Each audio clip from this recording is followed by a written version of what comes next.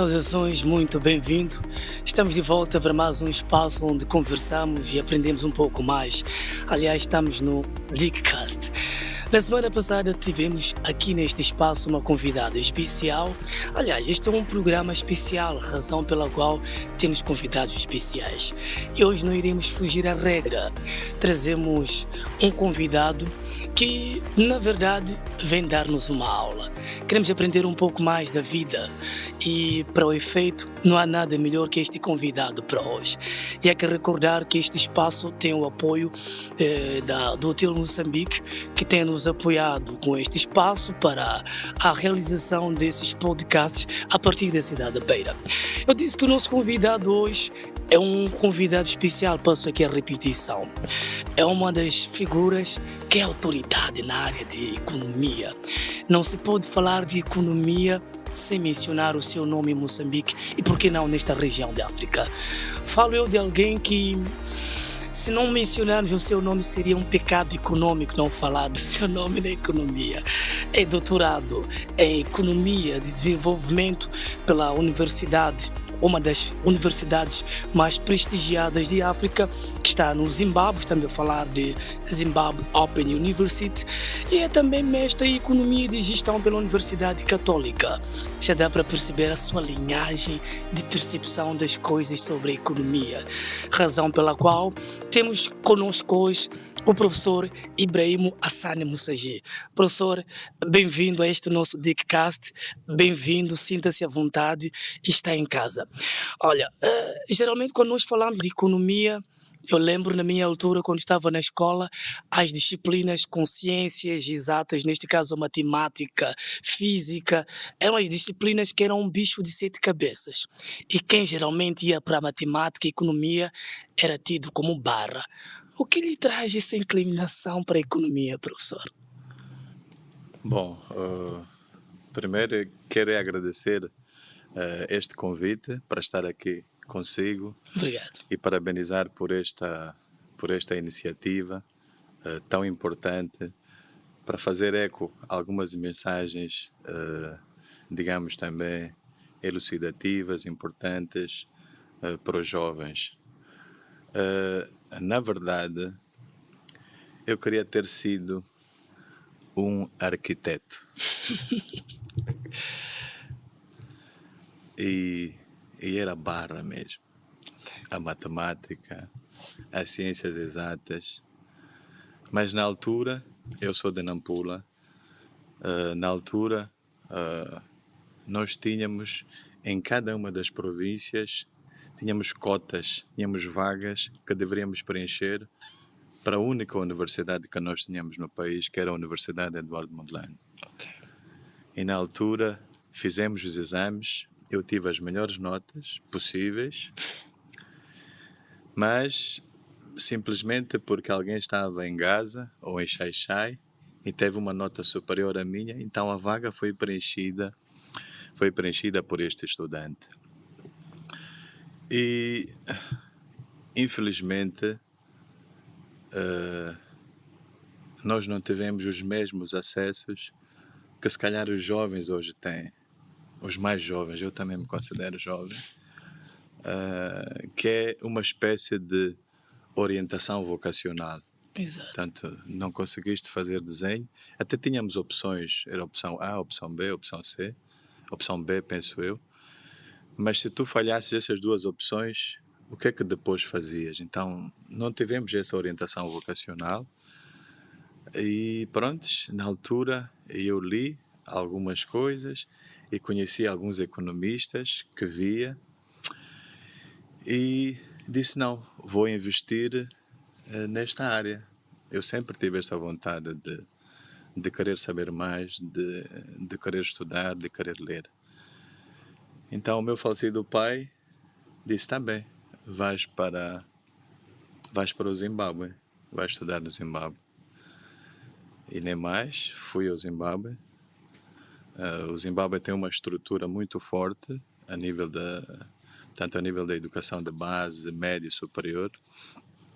Eu fui ao Zimbábue e fiquei lá muito tempo e houve um processo que depois houve ali um critério que me excluiu do processo. Então é uma exclusão assim complexa de neste momento explicar, mas a verdade é que tive que voltar a Moçambique E não concluiu a formação. não. E no meu regresso encontrei uma senhora aqui na Beira. Eu ficava sempre em casa de um tio cá, antes de ir a Nampula. Então ele disse, mas tu estás a vir em Zimbábue, estava a fazer o curso lá e tive que parar, etc. Isto foi por causa da crise, na verdade, na crise que houve lá.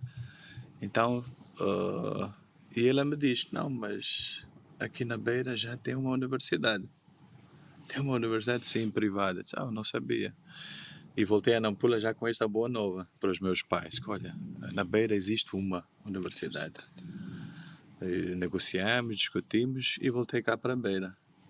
Fiz uma parte aqui, na cidade da Beira. Depois voltei novamente ao Zimbábue. E aí concluí a minha formação. Não foi na área que eu queria, inicial. Fiz a formação, como bem disse, na área de economia. Aprendi a gostar, porque tu tens que...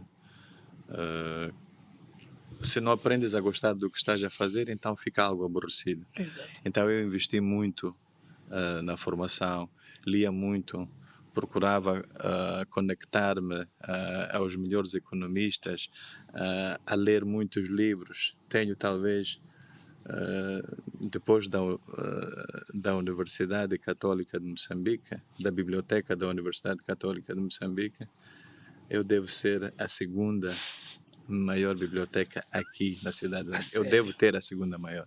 Tenho muitos livros, leio muito. Então investi muito e passei a gostar já há muito tempo, porque sou formado nessa área já há quase 30 anos.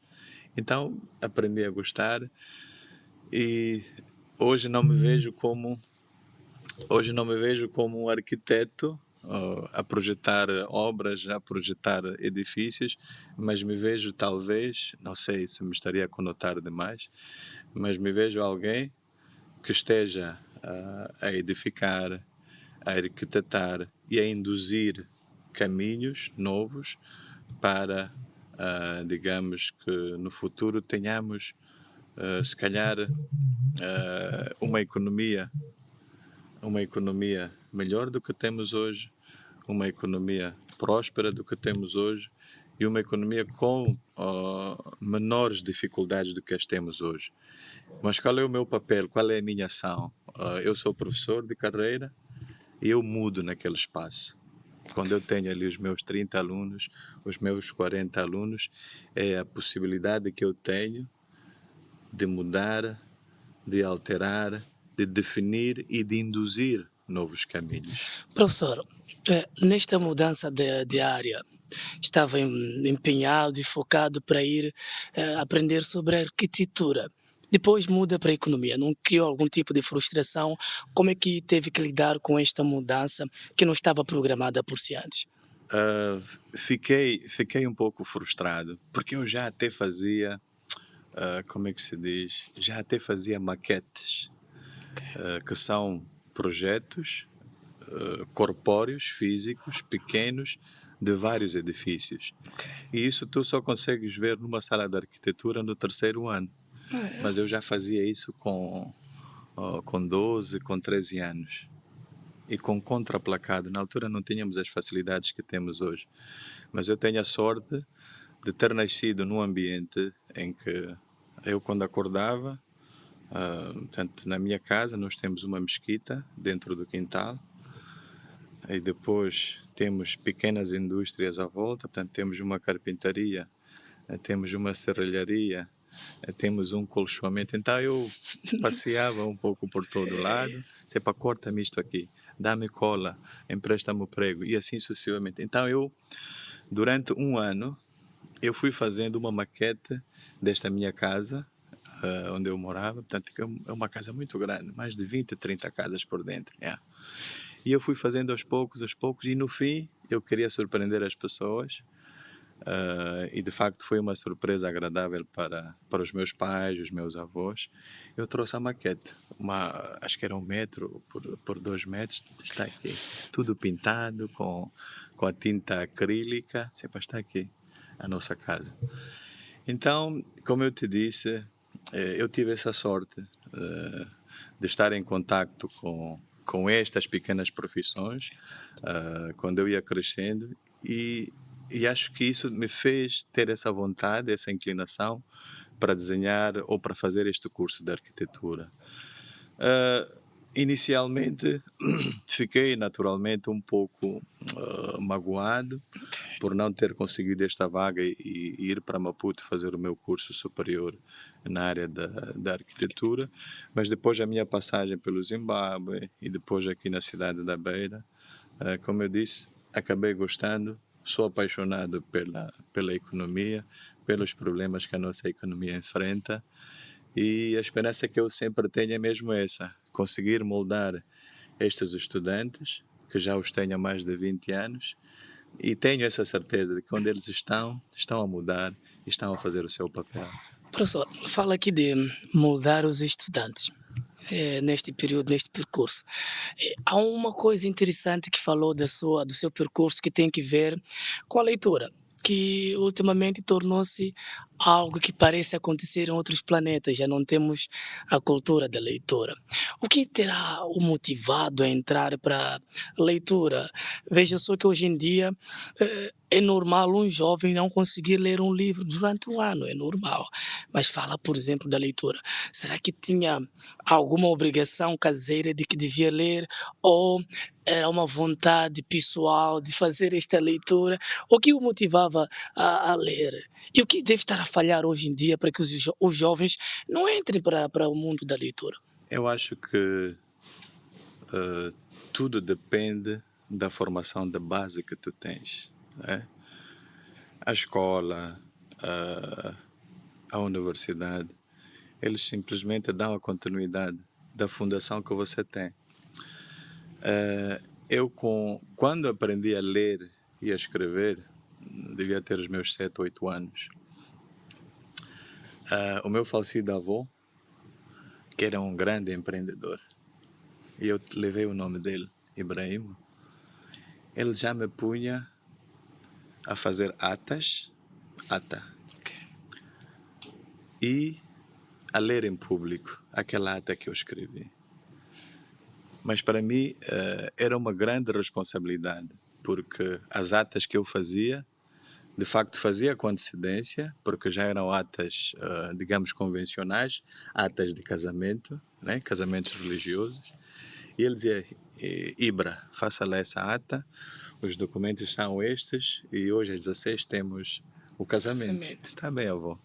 E eu fazia as atas, tinha que ter uma caligrafia bonita, e depois, na hora do casamento, chamavam o secretário. Mas veja que eu sou de uma família de 9 irmãos, numerosa, e na altura éramos 24 netos, depois foram aparecendo outros que eu já não me lembro quantos somos, mas eu era digamos, o mais confiado. Será? Ibra, e sempre fiz durante muito tempo. Então chegava a hora e eu lia a ata, dia X, aconteceu isto. Isto era o que o meu avô fazia. E ele tinha o seu comércio, tinha uma loja onde vendia os seus produtos. E durante as férias, nós tínhamos as melhores férias do mundo. Ele colocava-nos lá durante aquelas 2 semanas, trabalhávamos, às vezes não trabalhávamos, mas no final do mês tínhamos o nosso salário, o nosso incentivo. E era o dinheiro que nós levávamos depois da escola, fazíamos as nossas compras. E o meu pai também era uma pessoa de poucas palavras, mas tu sempre sabias com o olhar dele se estavas certo ou errado. E ele nunca, com a educação que nos deram, a educação moral e a religiosa que nós temos, éramos também ensinados a ler desde muito cedo. Então, estes hábitos estes coachings que nós fomos tendo quando éramos crianças foram despertando estas vontades, estes interesses, e houve numa altura mais à frente em que eu também já me atrevia e dizia, epá, quando vinha uma visita, um grande hóspede, eu dizia para o meu avô, olha, avô, hoje eu quero ler isto para este hóspede. E certo dia o meu avô deu-me essa missão, autorizou-me, disse, ok, veio um hóspede da Arábia Saudita, e eu disse, tá bem, eu vou ler. E preparei-me durante o dia todo, memorizei o versículo do Corão, mas quando chega a hora de, agora vamos ouvir a recitação, a leitura, a verdade é essa, eu tive um branco, não consegui ler, iniciei, mas depois, e o meu avô só olhava para mim, e eu apelava que a minha memória voltasse para eu continuar, mas não conseguia. E o meu avô não ficou quietinho e as outras pessoas iam ajudando e pronto, lá eu concluí. Sofro bullying até hoje lá em casa por este versículo que errei, mas era isso. Nós tínhamos esta oportunidade, o meu avô nos dava essa liberdade, os meus pais nos davam essa liberdade, mas sabíamos também até onde deveríamos terminar. Então isso despertava em mim esse interesse, essa vontade de ler, de procurar saber mais, de ter um brinquedo, desmontar, tentar montar e depois não conseguia. Mas, e depois, agora muito recentemente, e hei de ir à sua questão mais recente sobre a leitura, mas agora muito recentemente tenho uma senhora, uma médica familiar, que me disse, olha, Ibra, tu tens o TOC, T-O-C, TOC. Diz que tu tens o transtorno obsessivo compulsivo. Eu também não conhecia essa doença. Mas eu disse que, mas eu perguntei, mas então esta doença faz-me mal? Diz que, não sei, acho que és um pouco exagerada. Então o TOC, talvez muita gente tenha e não sabe, mas é um impulso, é uma insatisfação constante que você tem. É mesmo, quer dizer, tu nunca dizes que eu fiz, o fiz é o passado, e, pá, eu vou fazer, estou fazendo, como os brasileiros dizem no gerúndio. Então ela disse que eu tenho TOC, tenho um transtorno compulsivo, que me faz com que eu sou muito metódico, gosto das coisas bem organizadas, um processo bem definido, onde eu vou chegar, e se não estou a chegar lá, o que é que tenho que fazer no meio para definir um novo caminho, uma nova trajetória. Hoje, disseste muito bem, Luís, o acesso à informação, nós estamos na era da digitalização, dos megadados. Num clique, eu recebo, não sei, 20 jornais por dia, tenho não sei quantas televisões e tenho que depois definir qual é que hoje vou assistir. Mas o que de facto nós vemos são jovens que em algum momento, não sei, se calhar porque têm tantas facilidades, tornam-se muito passivos e às vezes vão somente buscar a conclusão do assunto e não percebem, é aquilo que se diz, não é? O tal processo, quer dizer, tu só vês o final, mas como é que se chegou até ali? Então, os jovens hoje têm essas ferramentas ao seu dispor, num clique de pesquisa, tem toda a informação, copy, paste, e por isso depois vieram os softwares antiplágios, muitos não sabem disso, mas já existem softwares de similaridade e que te dizem que isto você copiou daqui. Então começam a aparecer muitas fraudes hoje por causa destes softwares antiplágios. E agora já temos, eu fiz um vídeo, depois publiquei nas minhas redes sociais, já temos o chat GPT, que é a inteligência artificial, em que tu num clique diz quem é Ibrahim, ele vai-te, em função das pesquisas que faz, vai-te definir a biografia do Ibrahim. Então este conjunto de facilidades deveria vir para melhorar e não para nos tornar letérgicos, não sei, preguiçosos e não vamos mais pesquisar e não vamos mais ao campo ver, de facto, quando eu digo que, olha, a população de Nhangao está na situação de pobreza, e porque eu li no perfil da província de Sofala, Nhangao, mas Nhangao é menos do que 20 quilômetros daqui, então eu posso ir lá ver. Então, há estas facilidades e fazem com que, de facto, deveria ser o contrário, deveria incentivar a mais pesquisa, a mais leitura, de forma estruturada, sequencial, para se retirar o mais importante. Mas eu, como professor, o que é que eu faço? Eu sou muito... eles não têm medo de mim, os meus estudantes, mas eles sabem que não podem brincar muito comigo. Ia pedir para admitir o nosso câmera, o Civito, precisa entrar na turma do professor. Porque a primeira coisa, e isso, não sei, eu, quando tenho a possibilidade de falar, falo. Nós estamos neste momento, e acho que até aí não há nenhum problema, nós temos que massificar o ensino. Temos que massificar. Até aí não há nenhum problema. Ou seja, temos que ter o maior número de pessoas formadas. Exato. Agora, a pergunta que se calhar me queres fazer, mas não vais fazer, é se essas pessoas têm qualidade ou não. Isso é outra discussão. Então, se nós estamos na primeira etapa, e há países que fizeram isso, na década de 70, houve um conjunto de países que de facto hoje estão num outro nível, definiram que 80% da população em cada etapa deveria ter acesso ao ensino. Apenas o ensino, depois a Ensino. qualidade discutimos depois. Exatamente. Então, de facto, eu penso que nós estamos nessa etapa de massificar o ensino. E temos que massificar mesmo o ensino.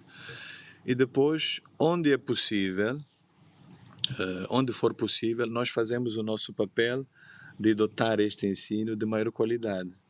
E o que eu procuro fazer, de facto, quando tenho os meus estudantes, e isso faço em qualquer ciclo, e um já te diz, mas professor, por que eu estou a fazer mestrado, por que você me manda? Isso é para... Eu disse, não, aqui comigo a regra funciona assim. E a primeira regra que eu fixo para o meu estudante é de que ele tem que ter uma caligrafia bonita. Eu tenho que conseguir ler o que ele escreve. Alguns consigo mudar e consigo despertar para ele a importância de ele ter uma boa caligrafia, uma boa grafia.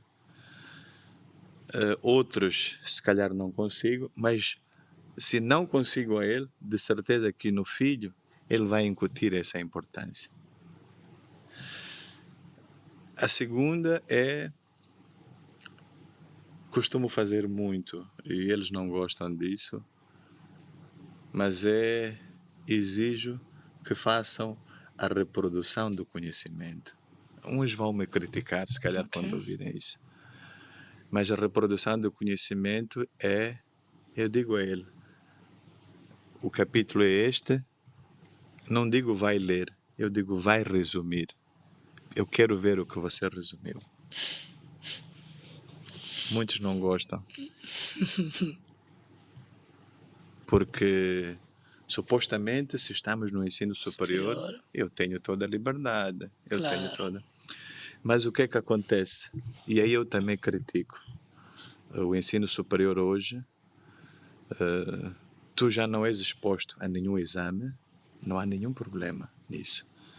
Não és exposto a nenhum exame e tu fazes a conclusão de cada unidade curricular através de um trabalho que eu não sei, mas pronto, senão eu apanho um ataque, eu tenho que confiar que foi ele que fez, mas eu não sei nunca quem chegou de fazer o trabalho. Mas pronto, eu já passei dessa fase e acredito nos meus estudantes que isto foi você que fez. Okay? Mas isto acontece nos mestrados e no doutoramento, porque são ciclos que se pressupõe que os estudantes devem investigar, devem pesquisar. Mas eu mesmo aí exijo que no final, e faço uma avaliação, que no final o estudante me traga os seus apontamentos bem feitos, bem escritos com caneta azul, vermelha e tal, como se estivesse no ensino primário ou no ensino secundário, porque é aí que se reproduz o conhecimento. E faço isto porque, pela simples razão, para ter a certeza que de facto este meu estudante leu. Só assim eu tenho certeza que ele leu. Porque quando ele diz que, professor, eu já li, você faz uma, duas perguntas e rapidamente percebe que ele não leu. Porque é uma pessoa que, para além de ser estudante, tem várias vidas sociais, trabalha, tem filhos em casa, tem a sua obra, etc, etc. Então, estudar para ele, se calhar não é tão importante Só vai adquirir em o busca de um conhecimento. certificado.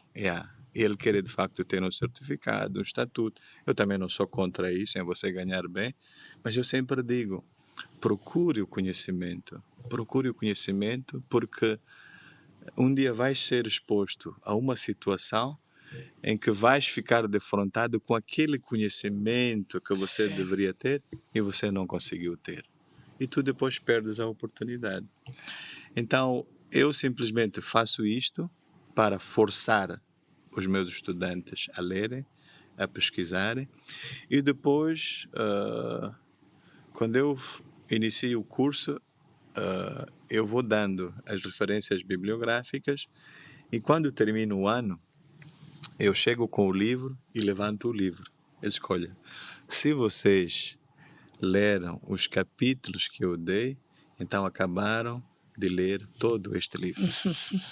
E eles depois ficam assim, Afinal, porque muitos, de facto, não conseguem ler. Mas é um problema que nós temos e precisamos, de facto, como instituições, como professores, como pessoas, não sei, que podem fazer esse acompanhamento aos nossos mais jovens, criar este bicho da leitura, porque só assim é que, de facto, tu podes desenvolver.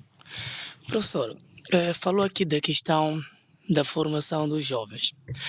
Ultimamente tem-se defendido, advoga-se por lá fora que há necessidade do jovem saber fazer, porque não basta apenas ter uma formação teórica e depois não conseguir se inserir no mercado.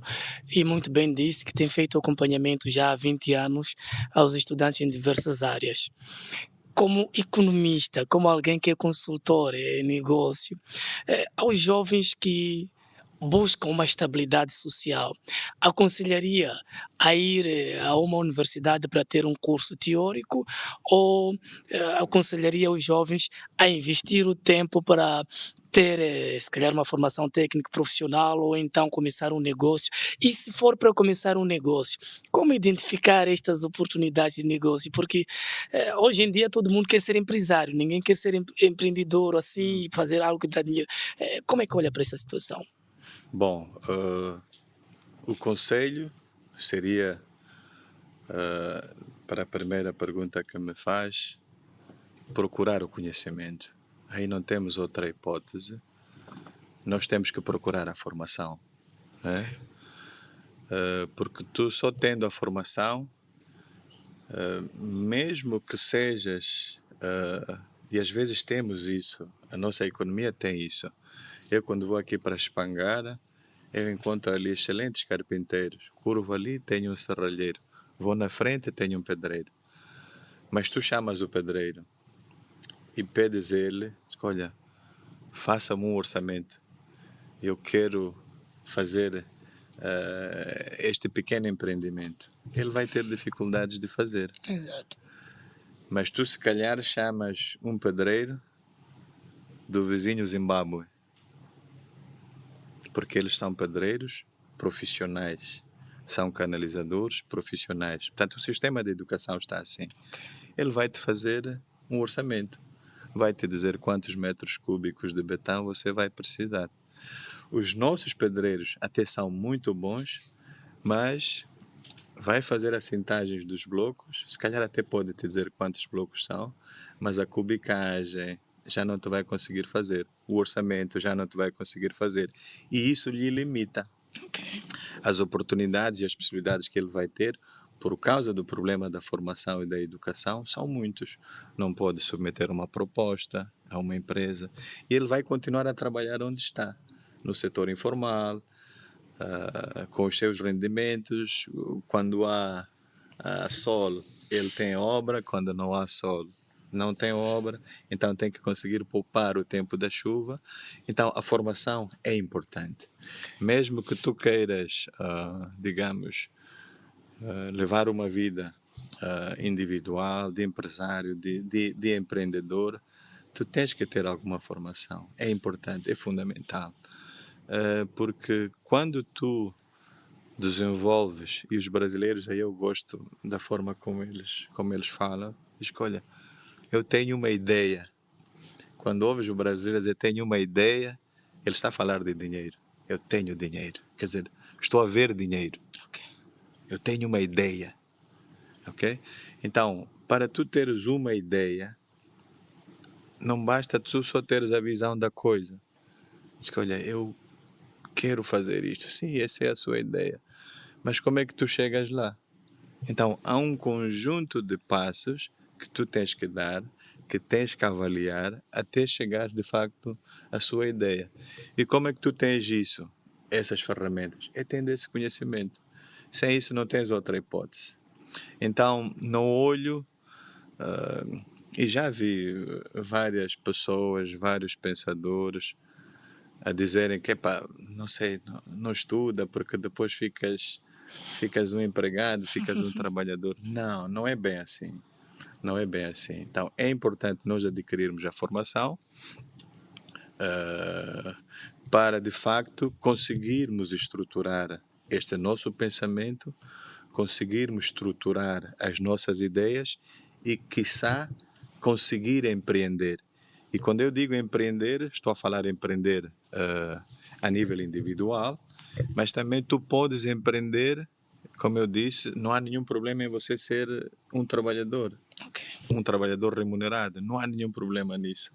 Se você tem uma ideia, e já dissemos que é preciso estruturar essa ideia, mas tu não tens o capital inicial para começar, porque tens que ter dinheiro. Não temos outra hipótese. Para tu iniciares alguma atividade comercial, alguma atividade que começares a empreender, tens que ter um capital inicial. Esse é um princípio básico da contabilidade. E se tu não tens o capital inicial, não tens uma fonte de rendimento para alimentar a tua poupança e iniciares algo, então tu ficas com esse problema. E nós na economia dissemos que quando tu és desempregado, e é uma definição, é porque estás ativamente a procurar emprego. Exato. Tens que procurar. Essa é a definição econômica do termo. Mas se tu és desempregado, então tu deixas de procurar, estás desencorajado. Então é ali onde você tem o problema social, ganha vícios, quer dizer, você já não faz parte da força de trabalho. Claro. Então, aquele que vai querer empreender tem que estar ativamente à procura deste conhecimento, tem que estar ativamente a estruturar as suas ideias para, de facto, chegar, materializar, depois dessa grande mobilização que ele vai fazer, ao longo do tempo, chegar à sua ideia. Professor, vamos tentar mudar um pouco a nossa linha de conversa. Como eu disse hoje, que estamos aqui numa aula, na verdade, é um masterclass que estamos a ter aqui gratuitamente. Muito obrigado mais uma vez pela presença cá. Nos últimos tempos, professor, o nosso país tem sido, não vou dizer agraciado, mas há muitas fontes, há muitos recursos naturais que têm sido descobertos, razão pela qual criam em jovens e outras entidades uma sensação de que o melhor está por vir. Mas alguns pensam que essa situação de recursos naturais também pode ser entendida como, se calhar, maldição quando mal gerida. E há outros que olham que não deveríamos apenas nos apegar a esses recursos naturais como se fosse a nossa bengala para sair da nossa atual situação de um país pobre ou subdesenvolvido. Como é que nós jovens podemos olhar para esta situação de recursos naturais, projetando o futuro para daqui a 30 anos? Será que nós eh, vamos sair da miséria por conta desses recursos naturais ou há necessidade de nós jovens pensarmos em outras alternativas, passo aqui a repetição, de sobrevivência e desenvolvimento? Bom, os recursos naturais são uma dotação natural, portanto, já estão ali. po- Podemos dizer que é uma dádiva de Deus. Está ali e eu tenho os recursos naturais. E nós temos uma grande riqueza. Não falamos só destas novas descobertas, do gás, do ouro, das pedras, mas temos também a terra, temos também o clima, temos também aqui o mar, a nossa costa. Então, estes são também recursos naturais muito importantes. Mas, sem dúvida alguma, o foco tem sido este. Portanto, o potencial de riqueza que estas novas descobertas podem nos dar. Falamos aqui do gás que temos no norte do país. Os jovens, o que é que eles podem fazer? Não depende só dos jovens. Eu aí também tenho,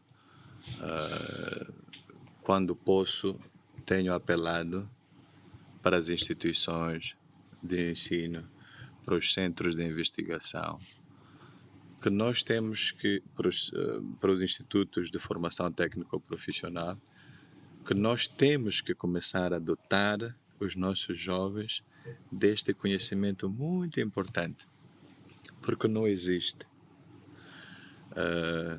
Vai às instituições de ensino superior, instituições de ensino técnico-profissional, que estejam a lecionar algum curso relacionado ao oil and gas, não vai encontrar. Houve uma tentativa, depois não sei como é que ficou, de uma universidade pública fazer isso, com uma universidade também que está na Holanda, mas as situações práticas seriam, na verdade, virtuais. Ou seja, uma aula prática destes cursos são muito empenhativos, muito custosos. Tu tens que transportar os estudantes de um helicóptero, por exemplo, até uma plataforma.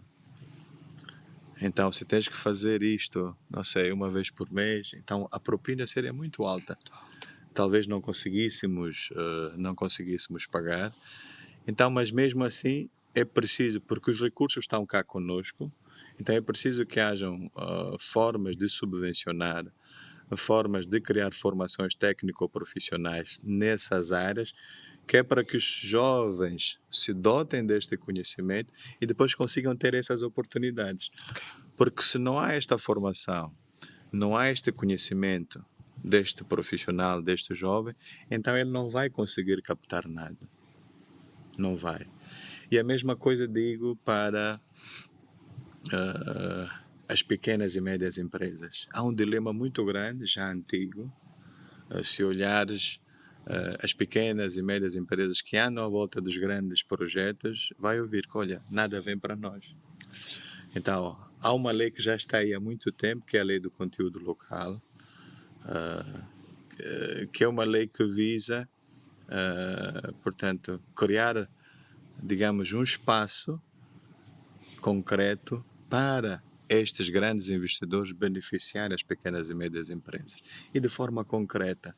Porque o que é que nós temos é, se tens um grande projeto e quer dar de comer, não sei, tem que dar 1000 refeições por dia. Se calhar um aviário que está em Nampula não consegue fazer isso por dia. Então, antes de chegar a estes grandes empreendimentos, nós temos que saber do potencial que temos que saber das sinergias que temos que fazer para que quando ele chegue, nós consigamos, de facto, fornecer os bens e serviços de que eles necessitam e aí termos um ganho.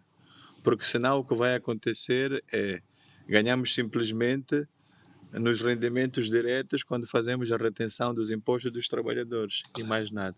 E aí se não houver dupla tributação, porque há casos em que o trabalhador residente pode pagar os seus rendimentos ou os impostos no seu país. Então eu penso que isto não depende só dos jovens, não depende só do setor empresarial. Portanto, o papel do governo é importante no desenho deste arcabouço legislativo, que vai permitir então esta indução, que vai permitir esta formação e esta preparação destas empresas e destes jovens para tirar maior benefício disso. Este é o primeiro ponto. O segundo é os ganhos provenientes destes grandes recursos naturais. Eu penso que todos temos essa esperança e temos que ter, se bem geridos de forma transparente, porque não podemos criar um fundo, como se diz, o nosso fundo soberano, um fundo para nos criar problemas no futuro, para nos criar litígios no futuro, para começarmos a prender as pessoas que estão a gerir o fundo. Então, mas se bem gerido este fundo, de forma transparente, eu penso que nós podemos melhorar, e isso é importante, as nossas vias de acesso. Precisamos.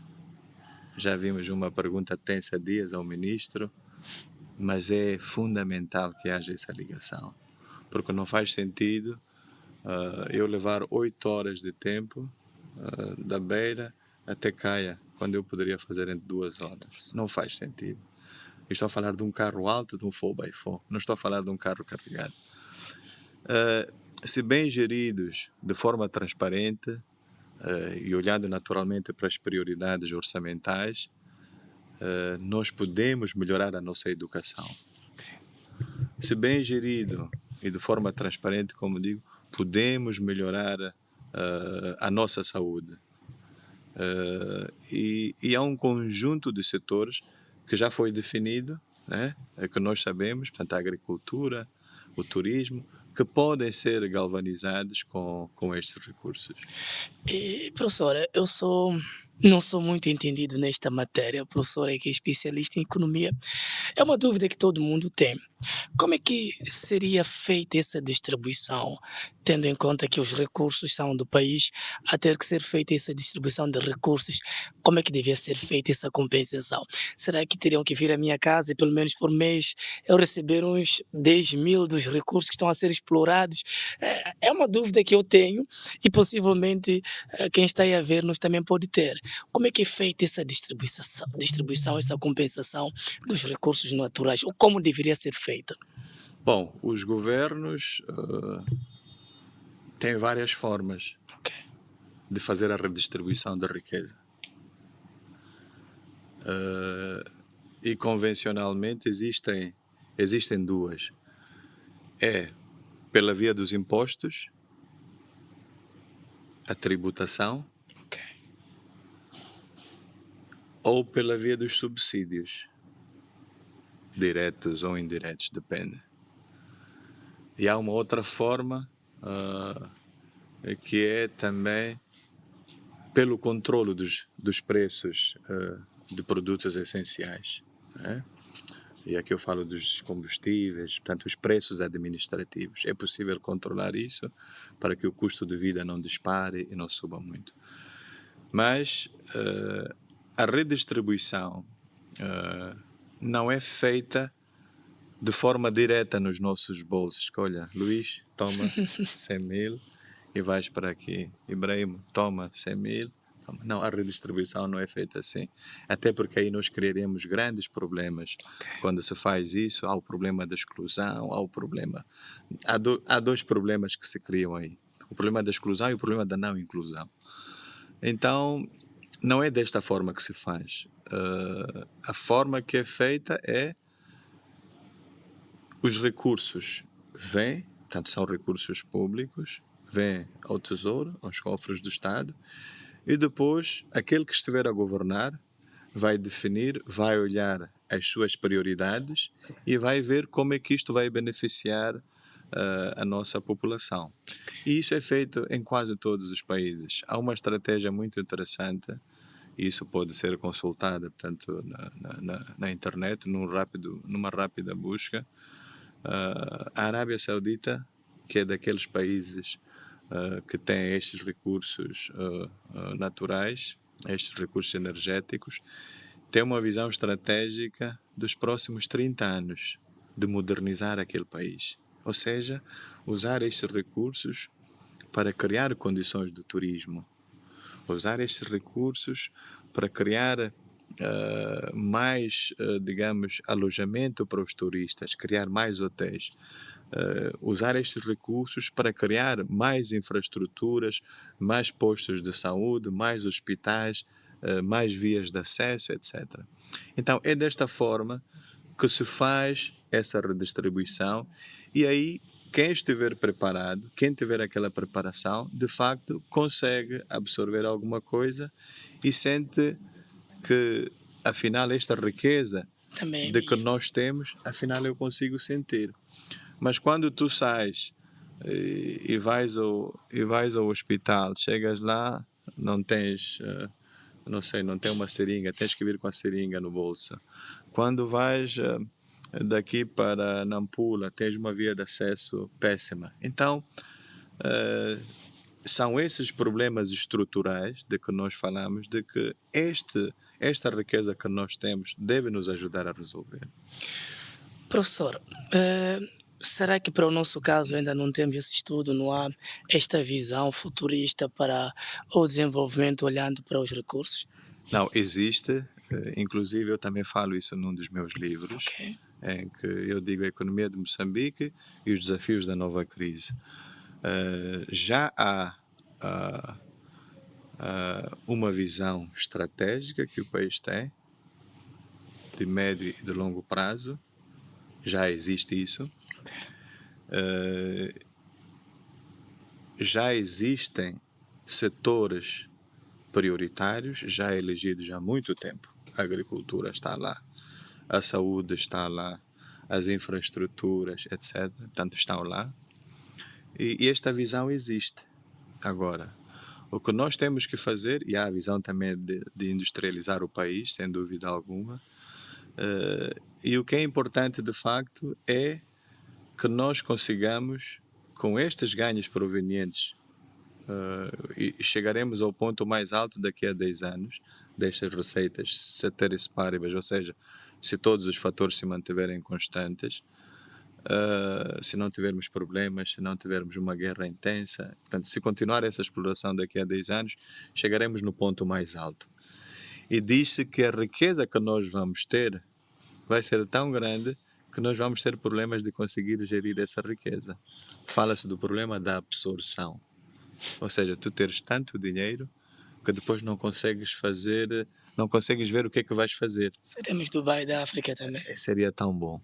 Então, mas eu penso que não vamos ter o problema da absorção, nós temos tantos os problemas que precisamos de resolver.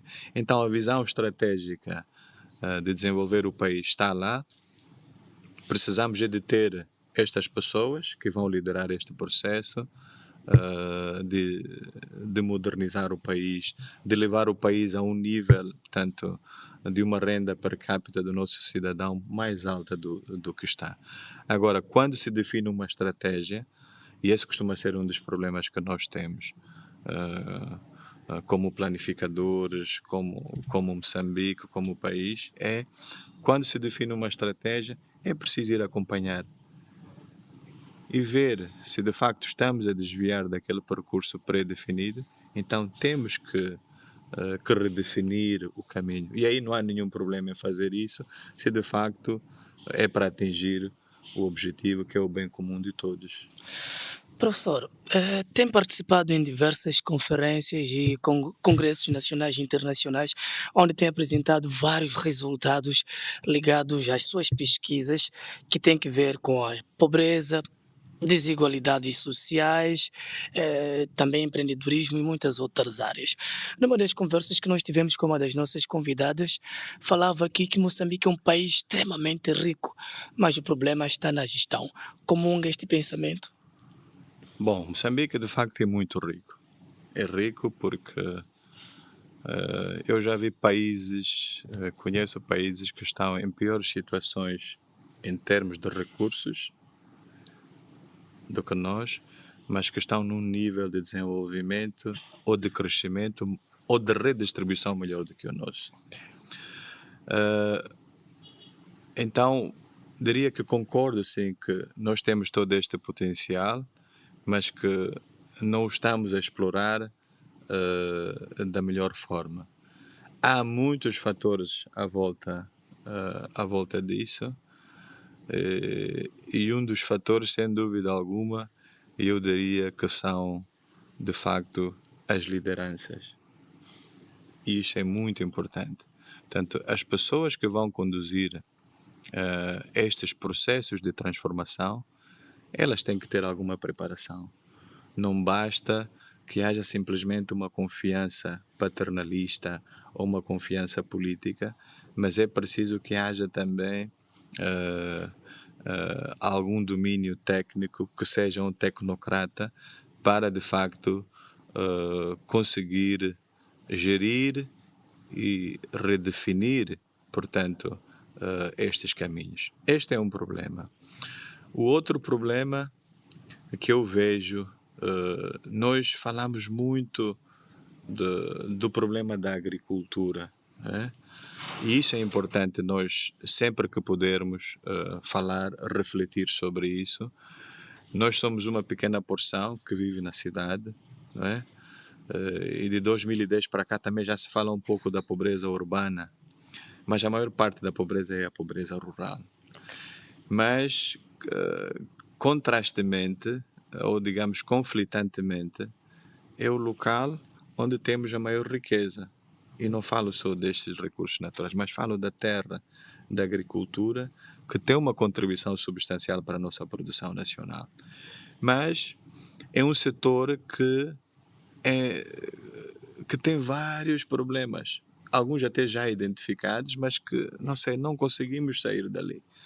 Então, existem, por exemplo, cadeias de valor como o milho, e que nós aqui em Sofala temos um grande exportador do milho. Aqui. E temos os distritos à nossa volta, que todos produzem o milho, mas ninguém consegue vender àquele exportador o seu milho. Por quê? É curioso. E esse é um problema, assim, claro, identificado. E o que é que nós estamos a fazer para mudar isso? Então, ele prefere levar o milho que está na África do Sul, fica-lhe mais barato, e ele numa chamada escolhe: eu quero 100 mil toneladas de milho.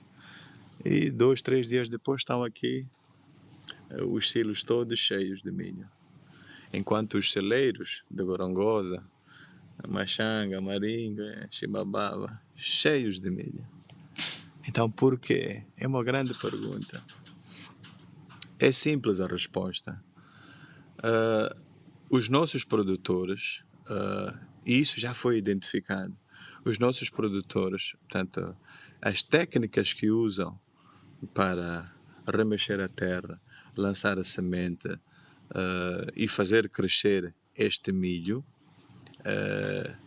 não reúnem, digamos, aquelas especificações definidas pelo cliente. E da mesma forma te digo aqui, por exemplo, já devem ter ouvido falar de que o ananás de Muxungue é o melhor ananás do mundo. Não sei se nunca ouviste isso. Só sabia do camarão. Mas foi uma frase muito famosa, Sim. de 2005 a 2010. E de facto depois a frase morreu. De 2005 falou-se muito. É o melhor ananás do mundo. Mas está bem. E aí tu te perguntas, por isso é que muitos não sabem disso, mas tu te perguntas: mas é o melhor ananás do mundo? Sim. Nampula consome esse ananás de Muxungue? Você vai ver, não. Maputo, talvez, quando passa ali uma carreira, leva algum. Inhambane, talvez não, etc, etc.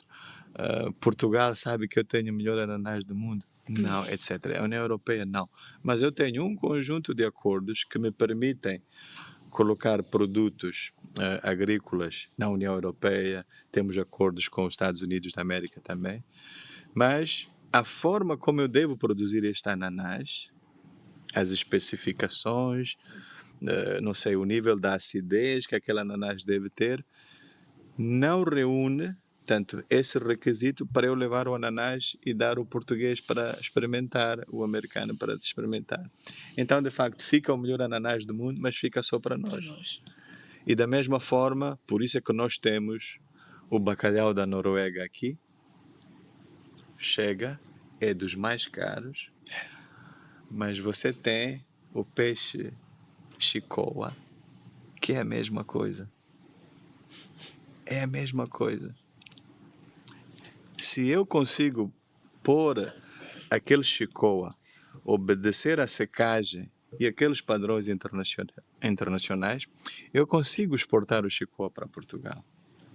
Mas da forma como eu faço a secagem, como eu faço a preparação dele, eu só posso consumir aqui, ou em Nampula, ou no Maputo. Então, é este, portanto, o conjunto de possibilidades, de alternativas e de cadeias de valor que nós temos que melhorar. Algumas delas, como aqui já dissemos, os problemas já estão identificados, mas tardam em aparecer as soluções. O programa Sustenta pode ser uma solução para isso? Qual a sua visão sobre o Sustenta? Bom, nós já existiram nesta área da agricultura muitos programas. Antes desse, houve uma tentativa do Pro Savana. Houve depois uma grande confusão, e acho que foi bem que não avançou, porque nós teríamos um grande dealer, portanto, um grande produtor, e que depois haveria de sufocar os pequenos produtores. Então, eu penso que a opção não deveria ser essa, porque nós temos que ter, chamamos de políticas desenvolvimentistas, aquelas políticas que devem olhar o benefício, portanto, a dispersão dos ganhos pela população. Nós, quando saímos daqui, antes de eu chegar aí, nós, quando saímos daqui e vamos até Chimoio, existe um ponto em que encontramos 2 montanhas ou 3. É uma pedreira que está ali. Mas o que é que acontece? Ao longo da estrada, você encontra a população a vender as pedras. Sim. E é importante se perguntar por quê. E a resposta é simples. Esta pedreira é uma pedreira muito moderna, foi modernizada há 10 anos. E tem ali uma máquina que coloca o dinamite, coloca o dinamite, parte, separa e carrega os caminhões. Então, teve que haver desemprego ali. Por isso, estas populações, de forma revoltada, alguns trabalhavam ali dentro, vêm vender aqui fora. Então, quando se desenham as políticas ou quando se tomam as decisões, de facto há este trade-off, há este conflito, principalmente do lado comercial. Eu quero ganhar mais, eu quero ter o maior lucro, e poucas vezes o gestor pensa com o coração, com as questões normativas e sociais. Mas estas políticas de que aqui falamos, tanto o Sustenta, houve, digamos que, grandes fundos drenados ao orçamento do Estado para o Sustenta. Valores muito grandes. Eu conheço alguns agricultores, chamamos PASSES agora, pequenos agricultores emergentes, em Gurue, estão ali envolvidos na cadeia de produção, penso que é do gergelim, e de facto tu sentes que ele melhorou a sua condição.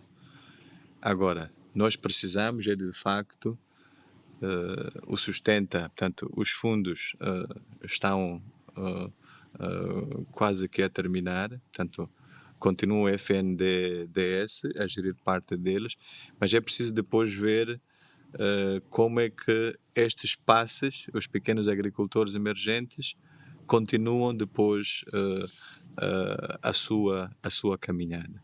Mas há problemas também no Sustenta. Nós vemos, chamamos os, como é que eu digo, é um conjunto de oficinas, é um parque, é exatamente isso, onde tu tens ali uma máquina, portanto um trator, e quando queres fazer a destronca, por exemplo, se eu vou aqui ao Vale do Mandruze, no Dondo, queres fazer a destronca, tens que ir lá pagar o trator.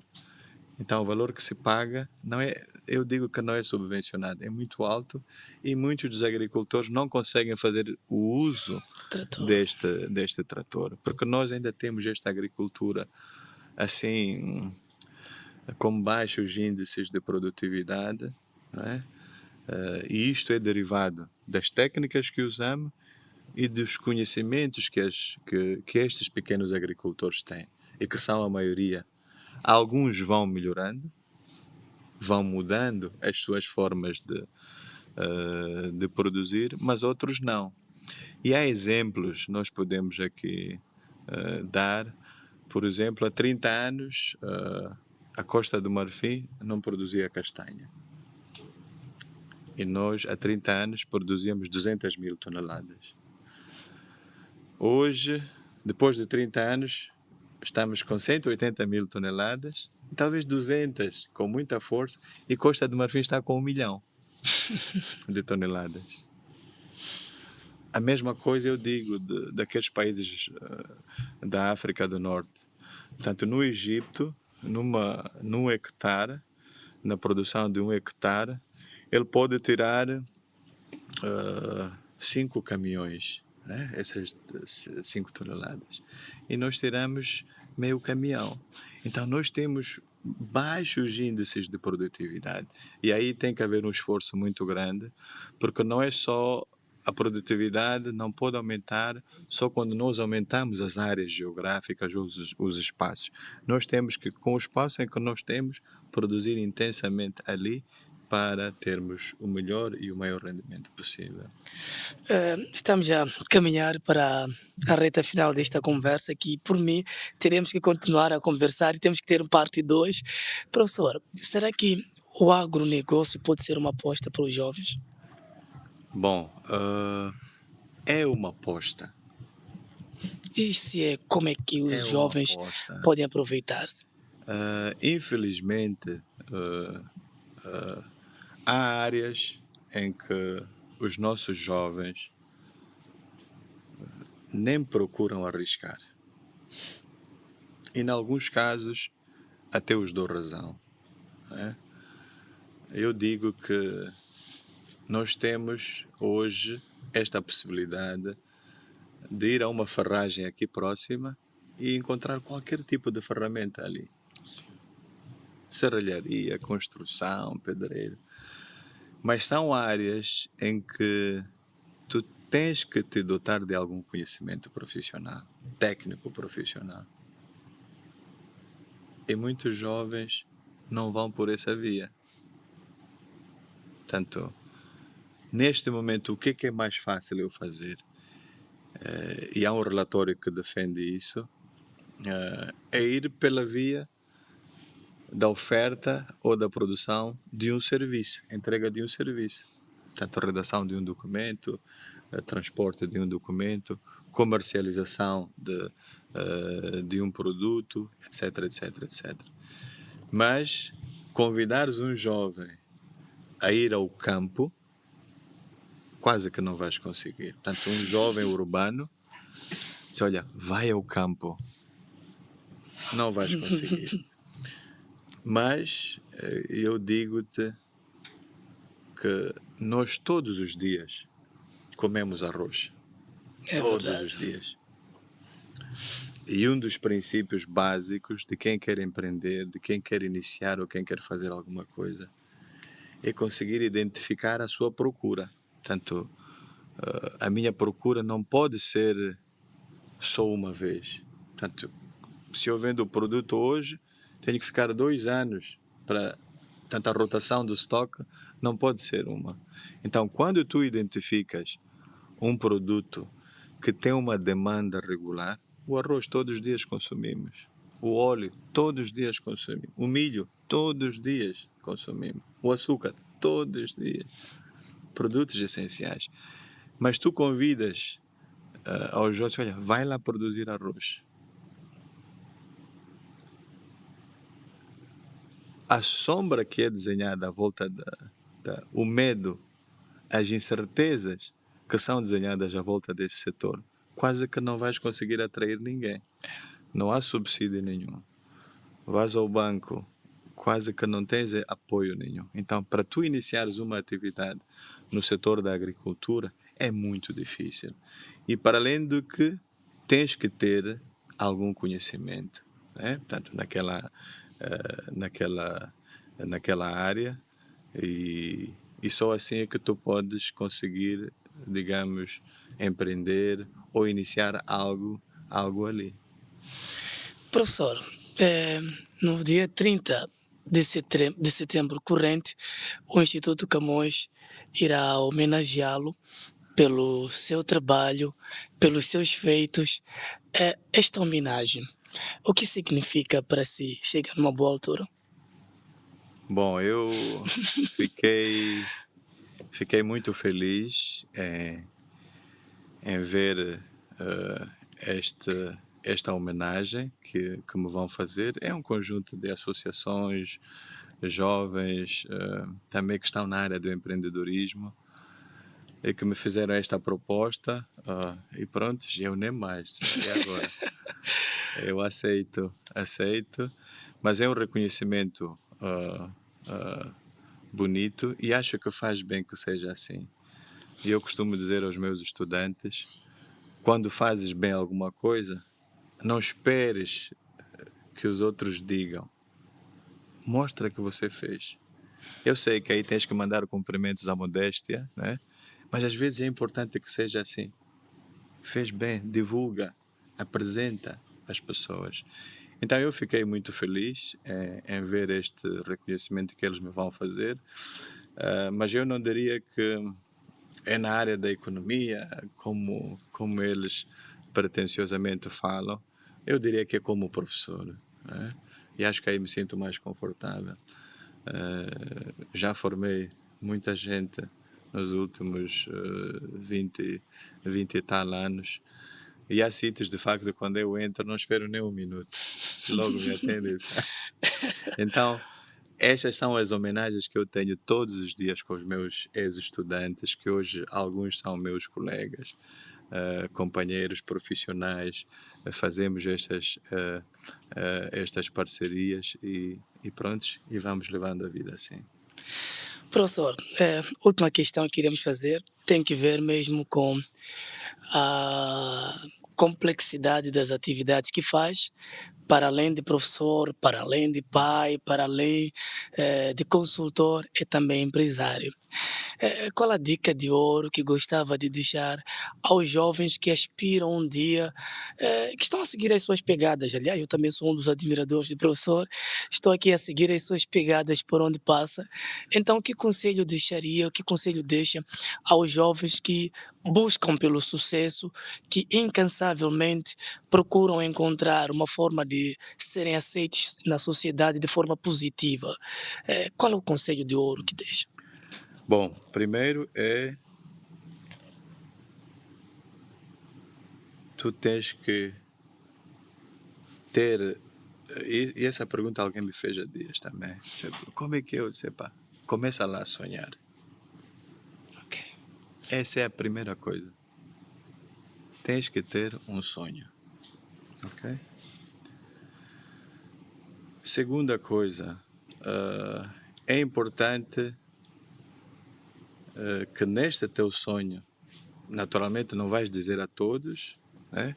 Mas que tens que ter pessoas à tua volta, né? E aí eu falo da minha família.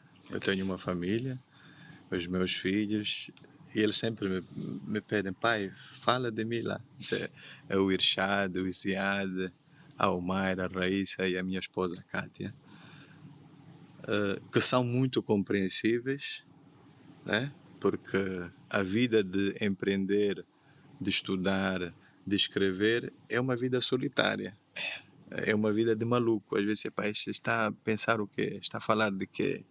Nem todos entendem o que você vai falar. Então é preciso ter as pessoas à tua volta que te vão suportar, que te vão apoiar. Depois, estes princípios de que falei, deste meu coaching, quando eu era criança, dos meus pais, da minha mãe, do meu avô, portanto, este acompanhamento que a casa, que esta célula faz, é muito importante. Então, é aí onde nós temos que entregar estas ferramentas para que depois amanhã as pessoas consigam desenvolver de forma fácil as suas competências. Depois disto, é muito importante os jovens procurarem o conhecimento. Procurar o conhecimento. Eu assisti isto do meu pai, assisti isto do meu avô, já falecidos. Iniciaram várias coisas que depois tiveram que fechar. E eu digo mesmo de mim. E eu repito isso sempre que posso. Já abri vários negócios. Me perguntas quantos sobrevivem hoje, eu vou te dizer só um. Espero que esse um continue. Mas se não der certo este que está a sobreviver, eu vou ter que redefinir um outro.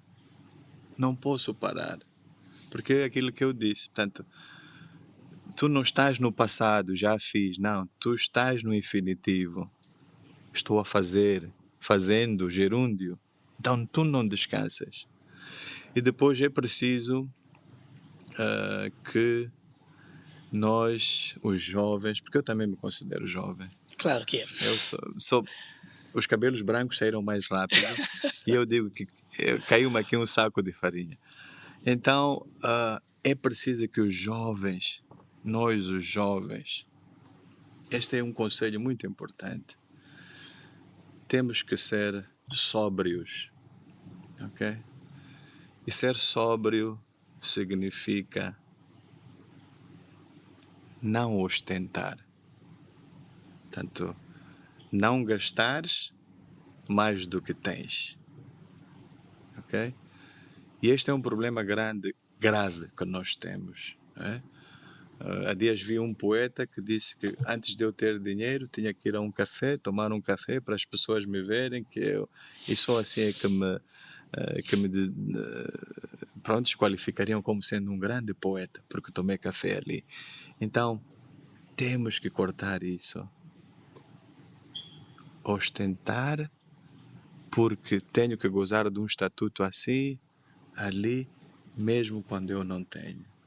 Então, é preciso que sejamos sóbrios e não gastar mais do que temos. Isto é muito importante, porque quando gastas mais do que tens, estás-te a endividar. E quando te endividas, tens que devolver. Então, sobriedade. E depois, não se envolver. Isso é muito importante também. Eu fico muito revoltado quando vejo isso. Um recém-formado que está sentado ali e que está a complicar o meu processo porque está à espera da sua parte. Criar dificuldades para ter oportunidades. Está à espera da sua parte. Então, nós temos que, como jovens, temos que perceber que este não é o caminho. Aquela comissão, a minha parte, não sei, outros dizem lavar as mãos. Tanto, Cascar amendoim. Pronto, esta é nova. Não é o caminho, não é o caminho correto. Há muitas formas de nós conseguirmos ter um bom nome, uma boa reputação, fazendo o nosso trabalho. E quando a gente faz o nosso trabalho, eu costumo dizer que nós estamos aqui para servir os outros. E da mesma forma que aquele jovem que está ali a atender-me deve estar a servir a mim. Então eu não posso estar naquele sítio para me servir. eu estou a ser egoísta, estou a pensar só em mim. Então, estes são valores que nós temos que eliminar dos nossos jovens, mas eu entendo que de certa forma às vezes bate este desespero, e esta é a única oportunidade e a possibilidade que eu tenho, então é agora ou nunca. Eu sei que bate esse desespero, mas é importante nós sermos pessoas íntegras, que respeitam. Portanto, se ele quiser me dar, e a cultura japonesa, por exemplo, é assim, quando tu dás um presente a um japonês, ele vai te dar, daqui a 1 ou 2 dias, um outro presente correspondente ao valor que você lhe deu. Ok. Ele não fica com aquilo. É a tal, pronto, a reciprocidade, mas depois ele não quer te dever, quer dizer, entende, né? Então, nós como jovens temos que fazer isso, portanto, começar a cultivar estes valores, as boas práticas, e depois, para além desta coisa da minha parte, este cascar o amendoim, há um outro problema que nós também temos. E isto também tem muito a ver com o desespero, a ganância e querer o ganho fácil. Imediatismo. Caímos nas burlas. Eu tenho isto e tal, vais levar 100 mil, dá-me 5 mil ou dá-me 10, e depois eu te dou um retorno de coisa. Então não caiam nessa. E é aí que eu falo daquela questão inicial, que é preciso buscarmos o conhecimento, alguma literacia, para quando nós pensarmos em empreender. Mas eu quero também aqui, Luís, deixar claro que quando se fala de empreender, tu podes empreender individualmente, e isso é bom, porque tu ganhas naturalmente um estatuto, né, na sociedade, ganhas uma valorização, porque tens um empreendimento seu, e as pessoas de facto te olham de outra maneira e te respeitam. Mas nós também podemos empreender onde nós estamos. Isso é importante, no nosso local de trabalho. Ok. Nós podemos empreender lá. E como é que... É simples. Por exemplo, quando eu entro numa sala, ou quando nós já vamos embora para casa, estamos no escritório e saímos, é importante que apaguemos a luz, o interruptor. Portanto, ter essa consciência de que não posso desperdiçar os recursos, porque empreender também é um pouco disso. Usar bem os recursos que estão à minha volta para eu ter um rendimento maior. Na economia nós dizemos resolver o problema da escassez. É um problema filosófico e nós não sei se vamos conseguir resolver, mas quando estamos a empreender, portanto, há estas atitudes que podem ser feitas, estas ações que podem ser feitas também no nosso local de trabalho, porque nós não podemos ser todos individualmente empreendedores, temos que ter também bons trabalhadores. Claro. Não podemos ser todos agricultores, porque depois quem compra a nossa produção, então é um pouco disso.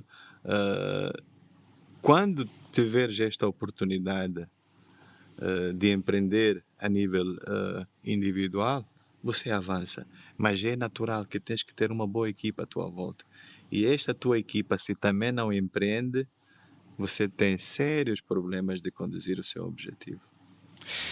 Muito obrigado, professor. Eu gostava de continuar a conversar, até devemos ter uma sessão de capítulos para termos uma lição semanalmente com o professor, aqui seria muito bom. Bom, estimado, nós agradecemos imensamente pelo seu tempo e por ter viajado conosco nesta viagem do saber. Hoje conversamos com o professor Ibrahim Hassan Moussagi, este homem que, como nós dissemos no início, que é uma autoridade na área de economia. Aliás, falamos há pouco tempo que tem diversos cursos de aperfeiçoamento feitos em diversas universidades, desde Estados Unidos da América, na Holanda, e muitos outros pontos do mundo, para além também de Portugal. Ibrahim Moussagi foi o nosso convidado. Esperamos por si na próxima semana. E recordar que este podcast é produzido da Beira com o apoio do Hotel Moçambique. Até a próxima.